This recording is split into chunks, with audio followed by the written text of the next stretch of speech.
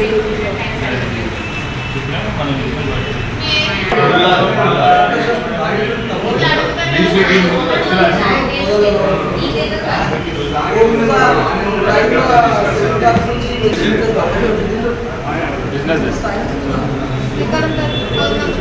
6-4-2 Shivaji Nagar.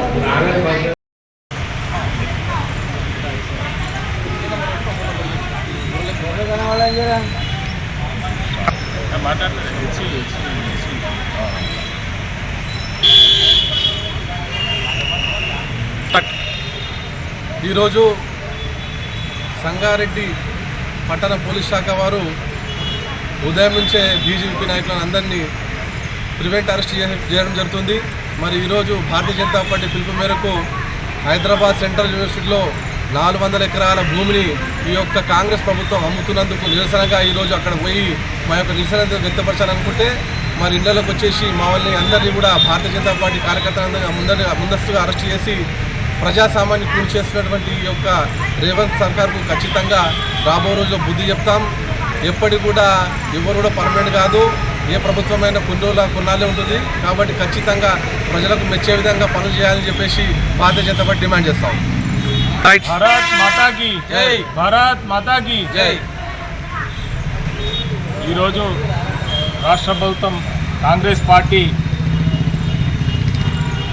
దౌర్జన్యమైనటువంటి పరిపాలనను కొనసాగిస్తున్నడానికి పరాకాష్ట ఈరోజు భారతీయ జనతా పార్టీ కార్యకర్తలను ముందస్తుగా అరెస్ట్ చేయడం, మరి విద్యా సంస్థలను కాపాడాల్సిన బాధ్యత ప్రభుత్వంపైనే ఉంది.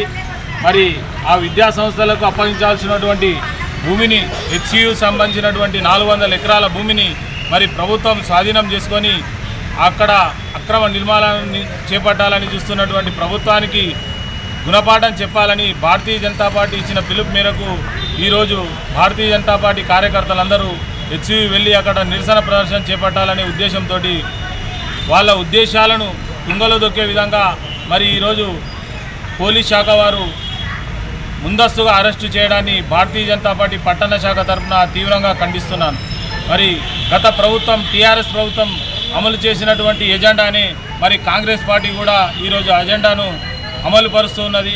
ఎందుకంటే ఇద్దరు కూడా ఒకటే పార్టీ నుంచి వచ్చినటువంటి ముఖ్యమంత్రులు, వాళ్ళ యొక్క గుణగణాలు ఒకటే తీరుగున్నాయి.